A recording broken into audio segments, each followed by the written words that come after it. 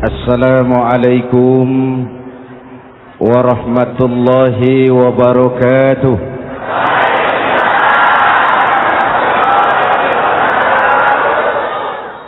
Alhamdulillah wassalatu wassalamu ala Rasulillah Sayyidina Muhammad ibn Abdullah wa ala alihi wa sahbihi wa mawala, amma ba'du.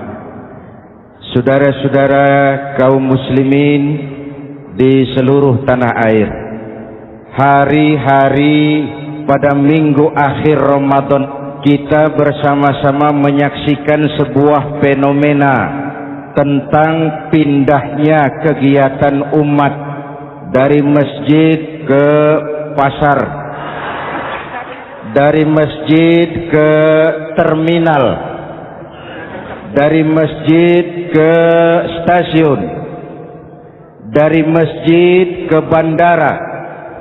Apa boleh buat, itulah wajah kita. Bahwa lebaran artinya mudik, bahwa lebaran artinya baju baru dan makanan. Lebaran berbeda dengan Idul Fitri. Lebaran adalah tradisi yang setiap kita boleh ikutan. Siapa saja boleh ikut lebaran, tapi tidak tiap orang bisa merayakan Idul Fitri. Mau puasa atau tidak puasa, boleh lebaran. Tidak dilarang sama petugas keamanan. Mau ibadah Ramadan atau tidak melaksanakan ibadah Ramadan, boleh ikut lebaran. Tapi tidak berarti merayakan Idul Fitri, karena selalu ada kos dari apa saja yang kita lakukan. Saya mau cerita, mau dengar nggak? Ada dokter gigi, dokter baru. Satu sore praktek, pasiennya 4 orang nunggu duduk jejeran. Dipanggil pasien pertama, diperiksa, berlubang giginya, dicabut tanpa dibius. Namanya dokter baru. Pasien ini teriak, aduh sakit dok, tidak kuat, sakit. Teriakannya keras sekali. Pasien yang 3 orang yang nunggu gemeter, lari semua. Selesai dicabut, diobati, selesai, tanya, sudah selesai dok? Sudah mas. Berapa biayanya? 200.000. Loh, biasanya kan 50.000, kok 200.000? Biasanya sih memang 50.000, tapi siapa suruh kau teriak? Yang 3 lari.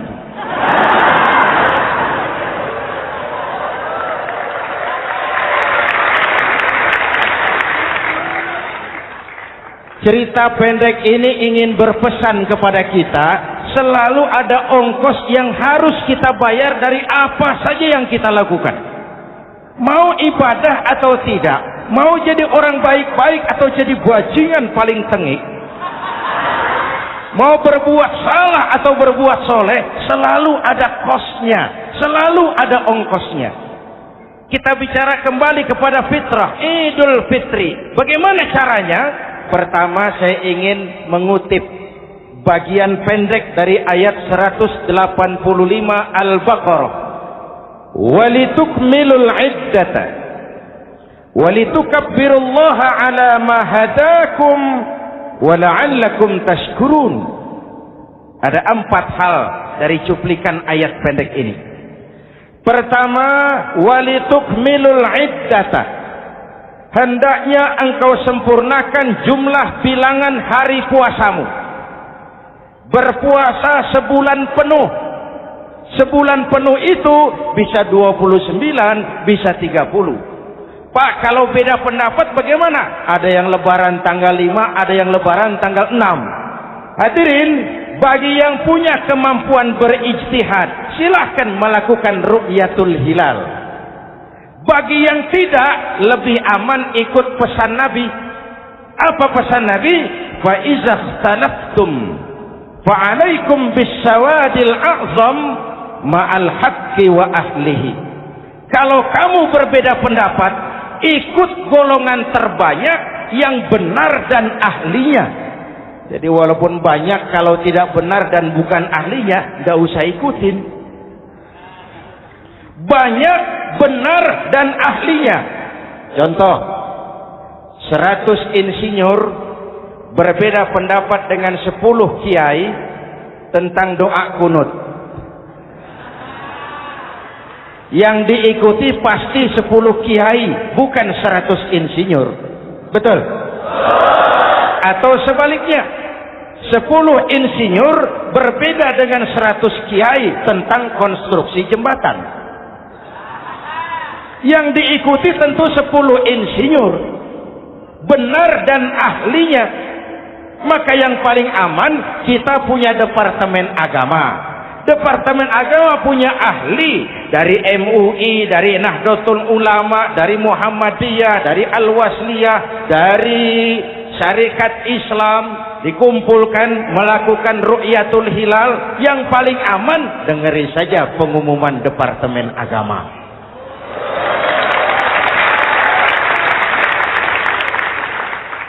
Tapi tetap menghormati mereka yang meyakini 1 Syawal jatuh pada tanggal 5. Beda boleh, marah jangan. Jelas? Saudara boleh suka tempe, tapi jangan menghina orang yang tidak suka tempe. Saudara boleh senang tahu, tapi jangan ngenyek karo wong yang senang tahu. Hadirin yang saya hormati, walitukmilul iddata. Kalau mau kembali kepada fitrah, sempurnakan jumlah bilangan hari puasamu. Makna sempurnakan di sini 2. Sempurnakan 1 bulan penuh dan sempurnakan semangat puasamu. Walaupun Ramadan berakhir, puasa jangan selesai. Kenapa? Tangan kita masih tetap terus puasa dari mengambil yang bukan milik kita. Lidah kita walaupun Ramadan sudah selesai tetap berpuasa dari memfitnah dan menggunjing orang lain.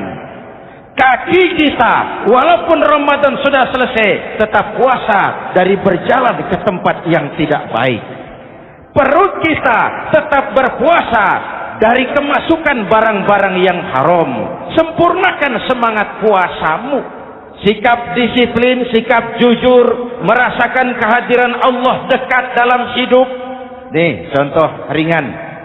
Tadi waktu asar dan zuhur, saudara sholat apa tidak? Sholat. Waktu sebelum sholat kan berwudu. Ketika berwudu kan berkemur. Umpama waktu berkemur itu saudara korupsi, sedikit saja airnya saudara minum, saya yakin jangankan petugas keamanan, teman wudhu sebelah pun tidak akan tahu kalau waktu berkemur saudara korupsi. Kalau selesai Ramadan ini diterjemahkan, insya Allah negara kita bersih, berkurang korupsinya.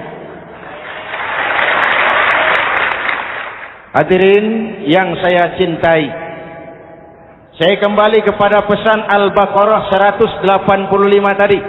Walitukmilul iddata, sempurnakan jumlah bilangan hari puasamu. Puasa sebulan penuh dan kemudian lanjutkan semangat Ramadan. Disiplin, merasakan diri di bawah pengawasan Allah. Sekarang ini Allah ditekan. Kita iman dalam ucapan tapi sekuler dalam perbuatan. Tuhan cuma ada di masjid. Di kantor Tuhan hilang, maka korupsi merajalela. Tuhan cuma ada di masjid. Di pasar Tuhan hilang, maka timbangan tetap curang. Iman dalam ucapan tapi sekuler dalam perbuatan. Kalau jiwa dan semangat Ramadan kita bisa terapkan, insya Allah korupsi akan berkurang. Sekarang kan kita prihatin, yang tadinya teriak-teriak wong cilik malah ribut rumah mewah. Yang tadinya teriak-teriak rakyat kecil, sekarang malah ribut soal villa 5 miliar. Ini kan menyedihkan, memilukan dan memalukan. Tidak punya sense of crisis. Nah, saya juga nggak tahu apa itu. Udah dengerin aja, kenapa sih? Usil bener. Padahal ekonomi kita masih terpuruk. Lapangan kerja sulit. Jumlah pengangguran rata-rata 2 juta orang per tahun. Lapangan kerja baru sulit terbuka karena investor jangankan yang dari luar mau masuk, yang di dalam siap-siap keluar. Terakhir kita dengar Sony, pabrik elektronik besar, mau cabut lagi pindah invest ke Taiwan, menyusul pabrik silet yang di Ciputat itu. Ketika ditanya apa investasi di Cina lebih murah, tidak, dia bilang lebih mahal, cuma lebih pasti. Di Indonesia murah, cuma mejanya kebanyakan. Biaya siluman, namanya siluman gak karu-karuan. Keluar uang banyak, urusan tidak pasti, capek. Disahkan undang-undang penyiaran yang justru ditolak oleh masyarakat penyiar sendiri. Industri penyiaran bakal kolaps. Karena sekarang ini boro-boro mereka industri televisi mau break even point, mau pulang modal, dengan ke depan bisa bangkrut. Akibatnya bisa kita pastikan, jumlah pengangguran makin bertambah. Hadirin yang saya hormati, kita memang setuju jangan terlalu mengadopsi siaran-siaran televisi dari luar. Kita harus punya filter. Tapi pada sisi yang sama, kita juga harus memperhatikan lapangan kerja buat rakyat kita ini. Walitukmilul iddata, sempurnakan jumlah bilangan hari puasamu. Kalau jumlah hari puasa sudah sempurna, tuntunan yang kedua dari Al-Quran, walitukabbirullah, hendaknya engkau agungkan nama Tuhanmu. Takbiran. Takbiran itu bisa sendiri, bisa berjamaah, bisa di rumah, bisa di masjid, bisa di surau, bisa dengan pawai keliling, asal dilaksanakan dengan tertib dan tidak mengganggu lalu lintas umum. Prakteknya yang terjadi, pawai keliling itu mengganggu ketertiban umum, perang petasan, mengganggu lalu lintas. Terjadi macam ada yang takbiran bawa bendera partai. Innalillahi wa inna ilaihi raji'un. Ini takbir politik. Hadirin yang saya hormati, kalimat takbir dalam kondisi kita, saya ingatkan kepada satu ungkapan Bung Tomo. Bung Tomo, pelaku sejarah, tokoh 10 November yang dikenal sebagai Hari Pahlawan, dalam satu pidatonya saya ingat pernah berkata, andai kata tidak ada kalimat takbir, ini ungkapan Bung Tomo, andai kata tidak ada kalimat takbir, saya tidak tahu dengan apa saya harus menggerakkan putra-putra terbaik bangsa untuk bangkit berjuang melawan penjajah.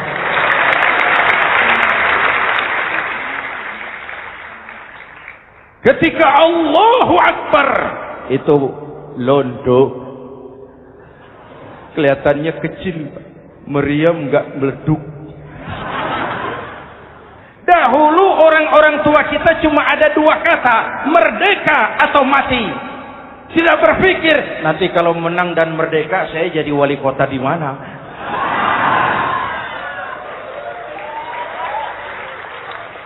Kalimat takbir, bangsa ini harus bangkit dari keterpurukan. Bangsa ini harus bangkit mengejar ketinggalan-ketinggalannya. Bangsa ini tidak boleh terpuruk terus. Dan semangat takbir harus menjiwai kita. Tidak ada capek dalam perjuangan. Tidak ada puas dalam upaya. Keberhasilan cuma pengantar ke arah keberhasilan yang lebih baik lagi. Walitukabbirullah, hendaknya engkau agungkan nama Tuhanmu. Nama Allah menjadi motivasi besar dalam kehidupan kita. Ini pesan Quran Al-Baqarah 185. Pesan kedua, setelah sempurnakan jumlah bilangan hari puasamu, agungkan nama Tuhanmu. Takbiran. Kalimat takbir sendiri kalau kita lihat pada kalimatnya ada kata la ilaha illallah wahdah sadaqa wa'dah wa nasara 'abdah wa a'azza jundah wa hazamal ahzaba wahdah. Tidak ada Tuhan selain Allah, esa, tidak beranak, tidak diperanakan, wahdah, tidak bisa diumpamakan dengan apapun. Sadaqa wa'dah, Allah yang maha menepati janjinya. Wa nasara 'abdah, Allah yang maha menolong hambanya. Kalau bukan kebesaran Allah, berat berjuang Ramadan ini melawan musuh yang tidak nyata. Puasa itu kalau olahraga golep. Benar Pak, kalau tinju lawannya kelihatan. Betul. Sepak bola musuh kelihatan. Bulu tangkis kelihatan. Golf siapa musuhnya? Itulah puasa, menghadapi musuh yang tidak kelihatan. Itu lebih berat daripada perjuangan mengangkat senjata, lebih berat daripada berjuang mengorbankan harta.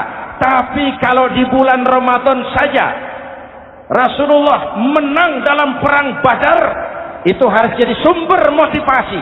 Dengan kalimat takbir, dengan keagungan Allah, bangsa Indonesia harus bangkit dari keterpurukan. Ibu bapak hadirin yang saya hormati, jadi bukan akhir Ramadan lalu sibuk beli baju. Boleh, tapi bukan itu yang utama. Laisal id bilibasin jadid, walakinnal id bita'atin yazid. Idul Fitri bukan pakaian baru. Idul Fitri adalah ketaatan yang meningkat, yang telah ditempa, digojlok, digembleng oleh Ramadan. Jadi kalau Ramadan rajin baca Quran, lalu selesai Ramadan sayonara Quran, latihan tidak berhasil. Ramadan rajin ke masjid, selesai Ramadan selesailah ke masjid. Awal Ramadan full house sampai ke halaman, akhir Ramadan cuma imam berdua tikar. Masjid kembali senyap, padahal masjid adalah pusat kegiatan umat. Saudara lihat dari sejarah, ketika hijrah ke Madinah, Rasul singgah di Kuba. Apa yang beliau lakukan? Membangun masjid. Ketika sampai di Madinah, kesibukan pertama beliau apa? Mencari rumah dinas? Bukan. Kesibukan pertama beliau mencari lokasi di mana membangun masjid. Isra dan Mi'raj, perjalanan besar dimulai dari masjid ke masjid. Ini indikasi masjid memang merupakan pusat kegiatan umat. Umat Islam dengan masjid seperti ikan dengan air, tidak boleh pisah. Ada ikan yang tidak betah di air? Ada. Ikan mau modar. Kalau umat sudah mulai menjauhi masjid, jiwanya yang akan mati. Kalau jiwanya mati, jasadnya masih hidup, itu namanya bangkai berjalan. Walitukabbirullah, engkau agungkan nama Tuhanmu, takbiran. Setelah berjuang penuh, membina takwa, mengharap ridho, mengendalikan nafsu. Ingat loh, puasa itu bukan menghilangkan nafsu, mengendalikan, menempatkan pada tempatnya. Manusia tanpa nafsu bukan manusia, tapi manusia yang disetir nafsu turun jadi binatang, bahkan lebih rendah daripada binatang. Puasa ini menempatkan nafsu di tempatnya. Hai laki-laki, kamu nafsu sama perempuan? Betul Pak. Perempuan suka laki-laki? Betul Pak. Boleh lewat sini, lewat pintu yang disebut nikah. Ini nafsu disalurkan lewat pintu yang disebut nikah. Jangan seperti ayam kawin tiap malam, nikah tidak mau.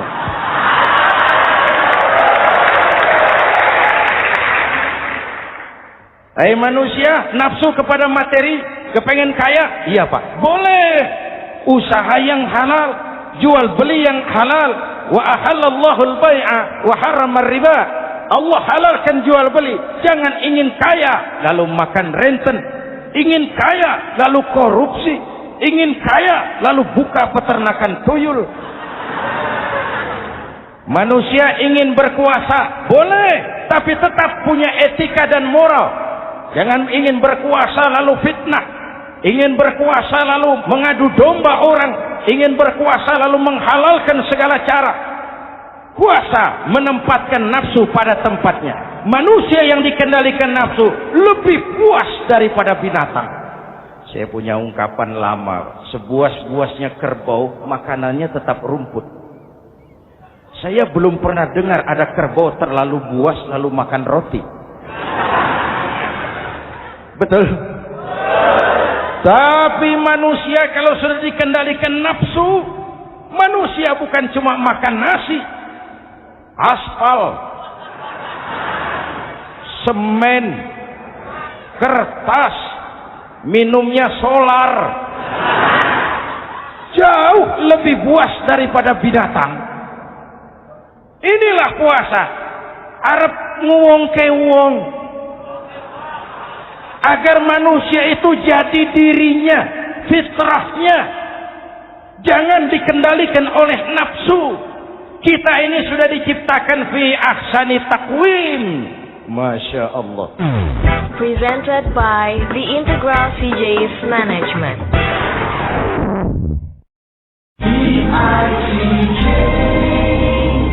Hadirin, yang ketiga pesan Al-Baqarah 185 tadi.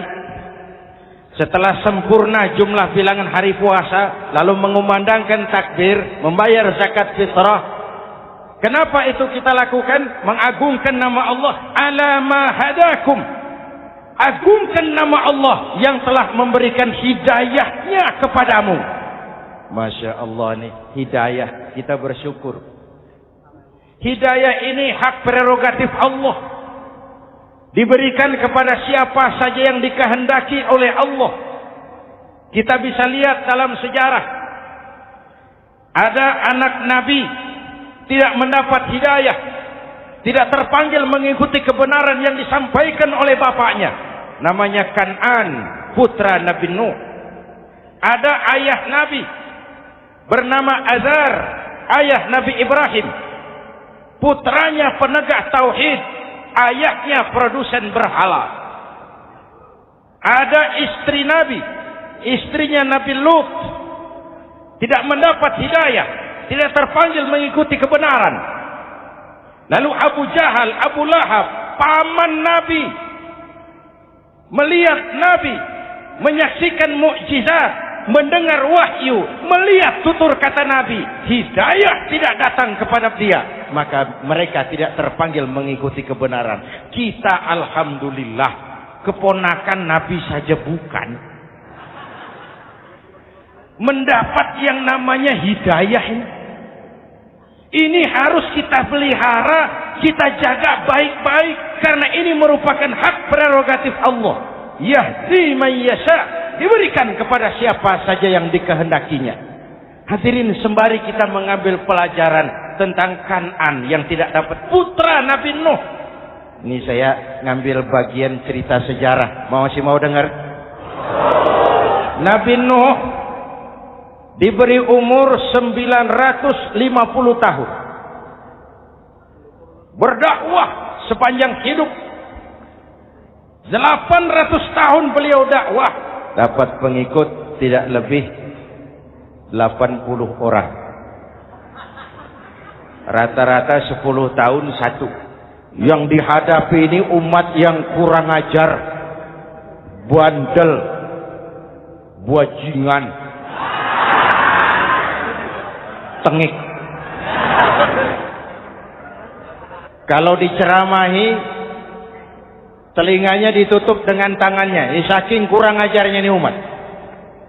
Diberikan dakwah, telinganya ditutup dengan tangan. Nabi Nuh ketika di puncak kesabarannya munajat, ya Rabb, bagaimana Nuh? Siang malam saya berdakwah kepada umat ini. Saya sampaikan risalahmu, saya canangkan seruanmu, saya sampaikan ajaranmu. Inni da'autu qaumi lailan wa nahara. Siang malam saya berdakwah kepada umat. Wa inni kullama da'autuhum ja'alu asabi'ahum fi adhanihim. Tiap kali saya sampaikan dakwah kepada mereka, mereka tutup telinganya dengan tangannya. Saya tidak sanggup menghadapi umat seperti ini, ya Allah. Habis mau kamu bagaimana, no? Sikat saja sudah semua ini. Bikin mati saja. Nanti kalau punya anak, anaknya kafir lagi. Lebih baik bapak moyangnya, mbah-mbahnya sikat semua. Rabbi la tazar 'alal ardi minal kafirina dayyara. Jangan disisakan orang kafir. Habisin semua. Itu mau kamu? Iya. Buat kapal Nuh, nanti aku turunkan banjir. Dengan apa saya membuat kapal, ya Rabb? Pakai kayu, Nuh. Kayunya dari mana, ya Rabb? Dari pohon tentu. Pohonnya belum ada, ya Rabb. Tanam dulu, Nuh. Membuat kapal, kayunya nanam pohon dulu. Apa artinya? Perjuangan bukan simsalabim abracadabra. Perjuangan bukan makan lombok, ini hari dimakan, ini hari pedas. Perjuangan itu proses. Ada keringat, ada air mata, ada darah, tempo-tempo nyawa. Itulah perjuangan. Sudah pohon ditebang, buatkan kapal di tengah kampung. Umat unjuk rasa lagi. Nuh makin gila. Bikin kapal di tengah kampung, mau belayar kemana? Selesai Nuh, selesai ya Rabb. Naik. Orang-orang yang beriman bersamamu, naik. Binatang serba sepasang, naik. Naik Nuh, naik. Orang beriman, naik. Binatang serba sepasang. Gerimis mulai turun. Setelah kapal semua terisi, Nabi Nuh kontrol. Sudah naik semua? Sudah. Nuh. Mas Bejo, ada? Ada. Bawa painem, naik sudah, masuk. Oke. Hei. Kan'an anak saya ikut tidak naik kapal. Kami tidak lihat, Nuh. Turun ke bawah. Ada Kan'an. Kami tidak lihat, Nuh. Naik ke atas Burita. Kelihatan Kan'an tidak ikut naik kapal. Kumpul bersama orang kafir di daratan. Inilah potret kehidupan. Kumpul dengan orang-orang kafir. Berapa banyak anak-anak kita tidak mau ikut orang tuanya ke masjid. Kumpul dengan orang-orang kafir di tempat maksiat. Nuh karena sayang kepada anak, dari atas kapal memanggil, ya bunayyar kam ma'ana. Ya, ini bahasa orang manggil, Pak. Kan'an, kesini nak, naik kapal sama papi. Ini terjemahan bebas. Jawab Kan'an di bawah, tidak mau Pak, saya di sini saja. Jangan nak, Allah sedang murka, akan turun banjir. Kalau datang banjir Papa, sa'awi ila jabalin ya'simuni minal ma'. Saya akan naik ke gunung tinggi yang bisa menyelamatkan saya dari banjir. Kan'an naik ke gunung tinggi, gunung pun tenggelam dihantam banjir. Dalam puncak kepedihan, Nabi Nuh akhirnya sadar. Ya Allah, kalau orang kafir tenggelam, memang saya yang minta, tapi Kan'an kan anak saya. Nuh, anggap Kan'an bukan anakmu. Wa innahu amalun ghairu salih. Nuh sadar, akhirnya bilang, ana urid wa anta turid wallahu fa'alun lima yurid. Aku punya kemauan, kau Kan'an punya kemauan, Allah juga punya kemauan. Kemauan Allah lah yang akhirnya jadi kenyataan. Nek sekarang juga kita ngadepi musim banjir. Bukan banjir air saja, banjir peradaban-peradaban yang masuk ke negeri kita. Banjir maksiat, banjir munkarot. Kalau kita sudah ke masjid, kita sudah naik kapal. Tolong kontrol anak-anak kita. Tolong kontrol tetangga kita. Ayo naik kapal. Banjir.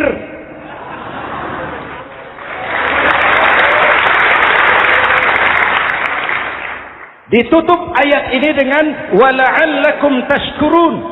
Atas hidayah yang diberikan kepada kita, kita bisa melaksanakan ibadah Ramadan, bisa takbiran, dan diakhiri dengan ungkapan tasyakkur. Tasyakkur dan tafakkur, mensyukuri nikmat. Saya berulang kali mengingatkan, nikmat bisa berubah menjadi azab, kalau kita tidak pandai mensyukurinya. Bayangkan Pak, tahun 87-an kita itu jadi negara yang berswasembada pangan. Beras kita cukup untuk rakyat kita. Sekarang kita jadi pengimpor beras terbesar. Kita beli beras ke Vietnam, kita beli beras ke Thailand, ke negara-negara yang lebih kecil dari kita. Kenapa? Karena sawah kita tanami gedung dan beton. La in syakartum la azidannakum wa la in kafartum inna azabi lasyadid. Kalau kamu bersyukur, aku tambah nikmat. Kalau kamu ingkar, tidak pandai bersyukur, awas, azabku pedih. Maka ungkapan saya, orang kaya bisa masuk surga karena hartanya. Orang kaya bisa masuk neraka juga karena hartanya. Syukur apa tidak syukur. Pejabat bisa masuk surga karena jabatannya. Pejabat banyak yang masuk neraka juga karena jabatannya. Syukur apa tidak syukur.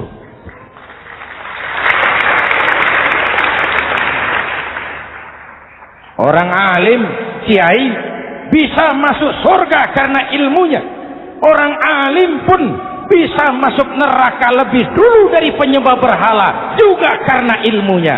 Syukur apa tidak syukur. Si jabatan sebagai pemimpin lalu menyadari sayyidul qaumi khadimuhum. Pemimpin suatu umat adalah pelayan bagi umat itu. Pelayan harus melayani, bukan minta dilayani. Selama ini kita memandang jabatan itu jalan pintas menuju kaya.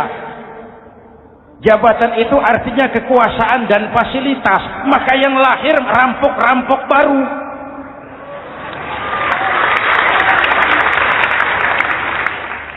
Jabatan adalah alat untuk pengabdian di tengah rakyat yang sedang susah, di tengah negara yang sedang terpuruk. Kita memerlukan pemimpin-pemimpin yang sadar sayyidul qaumi khadimuhum. Pemimpin suatu kaum adalah pelayan bagi kaum itu sendiri. Ibu bapak hadirin yang saya hormati, dengan mensyukuri itu maka makna Idul Fitri meresap kembali kepada fitrah kita sebagai manusia. Fitrah kesucian.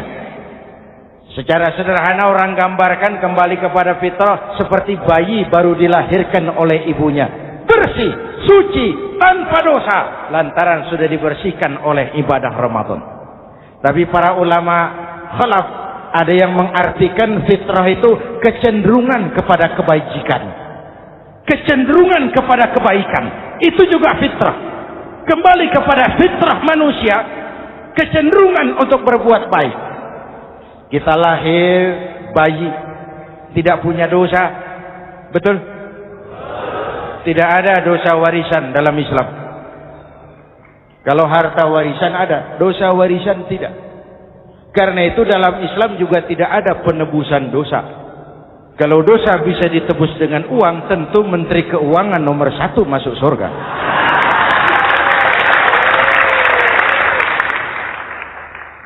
Dosa dalam Islam ditebus dengan taubat. Langsung kepada Allah, sonder calo. Hadirin yang saya hormati, kembali kepada fitrah seperti bayi baru dilahirkan oleh ibunya. Bersih, tidak punya dosa kepada Allah lantaran sudah dibersihkan oleh ibadah Ramadan. Soalnya kemudian kita kan tidak hanya bersalah kepada Allah, kita ini juga bergaul dengan sesama manusia. Betul? Sebuah hadis, sahabat ditanya oleh Rasul, "Atadruna manil muflis?" Saudara-saudara, tahu kamu siapa orang yang bangkrut? Oh Rasul, orang bangkrut yang tidak punya uang, orang bangkrut yang tidak punya harta. Salah, kata Rasul. Innal muflisa min ummati, yang bangkrut dari golongan umatku, yang besok di hari kiamat datang menghadap Allah dengan membawa pahala solat, membawa pahala zakat, membawa pahala haji, membawa pahala sedekah pada satu pihak. Sementara pada sisi yang lain sebelah kiri, orang ini juga datang membawa kesalahan karena pernah mencaci maki orang, pernah memfitnah orang, pernah memakan harta orang dengan cara yang zalim. Satu sisi bawa kebajikan, sisi lain bawa kesalahan. Kalau ini yang terjadi, bagaimana nasib kita, kata Nabi? Tuhan, ini pahala solat saya, ini solat yang wajib, ini yang sunnah, rawatibnya, nawafilnya. Datang orang, sebentar Tuhan, apa? Dia memang rajin solat, tapi saya pernah dicaci maki. Hancur nama saya, remuk hati saya. Di dunia saya tidak bisa membalas karena dia lebih berkuasa. Sekarang saya menuntut keadilan. Betul? Ya Tuhan, sini pahala solatmu, kasih orang yang kau caci maki. Tuhan, ini pahala puasa saya, yang wajib Ramadannya, sunnah 6 hari Syawalnya, Senin Kemisnya. Ini Tuhan. Datang lagi, sebentar Tuhan. Kenapa? Dia memang rajin puasa, tapi saya pernah difitnah tanpa benar, dicorengkan arang ke dahi, hancur nama saya karenanya. Saya menuntut keadilan karena di dunia waktu itu cuma banyak pengadilan, tapi tidak ada keadilan. Benar? Benar. Pahala solatmu kasih orang yang kau fitnah. Tuhan, ini pahala zakat saya. Datang lagi, Tuhan, dia memang suka zakat, tapi korupsinya lebih besar dari zakatnya. Nuntut keadilan. Sini, pahala zakatmu kasih. Kalau habis pahala kebaikan, orang yang menuntut masih banyak, diambillah dosa orang yang kita sakiti, diberikan kepada kita. Pahala dipreteli, dosa diberikan. Apa enggak bangkrut? Ibarat orang dagang, modal habis, tagihan hutang datang terus. Kenapa? Orang ini cuma baik hubungannya kepada Allah, tapi tidak baik hubungannya dengan sesama manusia. Karena itu, dalam konteks dengan fitrah, manusia makhluk yang fitrah. Apa fitrah itu? Pertama, manusia makhluk yang bertuhan. Itu fitrah. Mengingkari Tuhan, mengingkari fitrah. Yang kedua, manusia makhluk sosial, zon politikan. Itu fitrah. Kita tidak bisa hidup sendiri. Betapa dan siapapun kita memerlukan yang lain. Maka nuansa Ramadan intinya adalah silaturahmi. Nuansa Idul Fitri, silaturahmi antar sesama kita. Ada baiknya saya ingatkan lagi sebuah hadis. Masih mau dengar? Selesai sholat Id, sahabat mendengar Rasul mengucapkan amin 3 kali. Amin, amin, amin. Ya Rasul, ada apa? Tadi turun Jibril selesai sholat. Mau berdoa. Muhammad, aku mau mohon kepada Allah. Mau kau aminkan? Silahkan Jibril. Jibril doa, Rasul amin. Doanya 3 macam permohonan, maka Rasul 3 kali mengucapkan amin. Kalau sudah Jibril yang doa, Rasul yang amin, apa iya doanya ditolak? Apa isi doanya? Yang pertama, ya Allah, doa malaikat Jibril, hari ini 1 Syawal, waktu itu doanya, saya mohon kepadamu, jangan engkau terima puasa dan ibadahnya anak yang durhaka kepada ibu bapaknya. Rasul mengucapkan amin. Renungan buat kita. Itu sebabnya barangkali sesibuk-sibuk di Jakarta masih mau mudik nemui orang tua. Yang kedua, ya Rabb, saya mohon kepadamu, jangan engkau terima puasa dan ibadahnya istri yang durhaka kepada suaminya. Amin. Kedengaran, Bu? Ada ibu-ibu tanya, Pak, kalau suami yang durhaka sama istrinya bagaimana? Hadisnya tidak menjelaskan itu, Bu.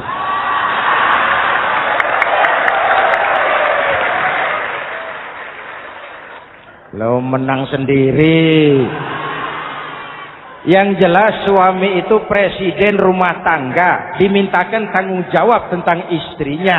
Nek istri swargo manut neraka katut. Ketika pulang Isra Mi'raj saja Rasul bercerita, aku diperlihatkan neraka. Neraka ya Rasul?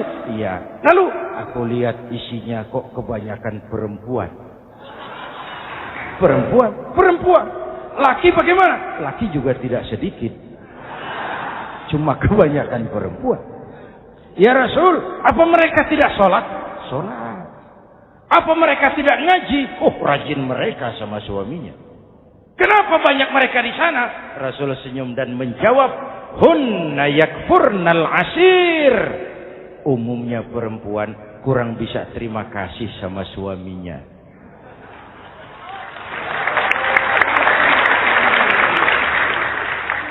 Ini penyakit turunan. Oi, ngaku oi. Lalu yang ketiga, ya Allah, hari ini saya mohon kepadamu, jangan engkau terima puasa dan ibadahnya muslim yang tidak mau memaafkan sesama saudaranya muslim. Memaafkan lebih berat daripada meminta maaf, tapi memberi maaf lebih mulia daripada meminta maaf. Inilah nuansa mengembalikan semangat saling menghargai, saling mencintai, keutuhan, kerukunan, dan kedamaian. Sudah capek kita rakyat dengan konflik. Sudah capek kita dengan mengedepankan perbedaan dan bukan persamaan. Sudah waktunya kita berbeda tapi tetap bergandengan, tetap bersama menyongsong hari esok yang lebih baik. Mintalah ridho ibu bapak, suami kepada istri, istri kepada suami, dan memaafkan sesama saudara muslim sehingga kita benar-benar kembali kepada fitrah. Terima kasih dan mohon maaf, semoga ada manfaatnya. Usikum wa nafsi bitaqwallah. Wassalamualaikum warahmatullahi wabarakatuh.